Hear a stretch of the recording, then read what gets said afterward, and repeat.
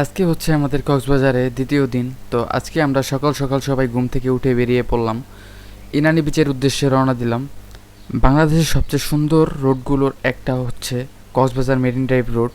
এক পাশে বিশাল সমুদ্র, আরেক পাশে পাহাড়। এই ভিউটা দেখলে মনটা একদম ফ্রেশ হয়ে যায়। এখানে একবার না এলে অনেক কিছু মিস করবেন। এটা কিন্তু কোনো বিদেশ না, এটা আমাদের কক্সবাজার মেরিন ড্রাইভ। এই রাস্তায় ড্রাইভ করলে এক পাশে শুধু নীল পানি আর এক পাশে শুধু পাহাড়। সিরিয়াসলি এই ফিলটা একবার না নিলে আপনারা বুঝবেন না।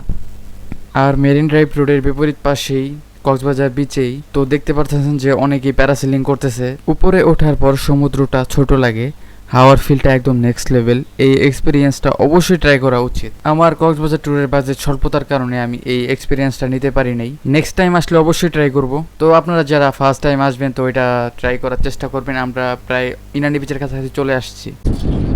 এখন আমরা আছি ইনানি বিচে, একদম সানসেট, সূর্যাস্তের সময়। সূর্যাস্ত গেছে কিছুক্ষণ হয়েছে, একদম লাল একটা আবহাওয়া।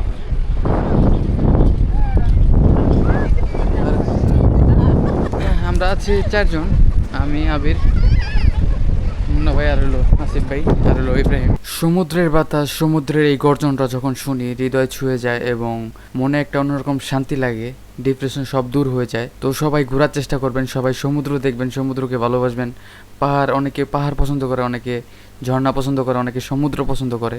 আজকে আপনাদের জন্য এই ছোট্ট একটা শর্টস ব্লগ আপলোড দিলাম। তো আশা করি সবার ভালো লাগবে। যারা চ্যানেলে নতুন তারা অবশ্যই চ্যানেলটা সাবস্ক্রাইব করবেন, আর যারা পেজ থেকে দেখছেন অবশ্যই পেজটা ফলো করে দেবেন। আবার দেখা হবে নতুন কোনো শর্টস ব্লগে।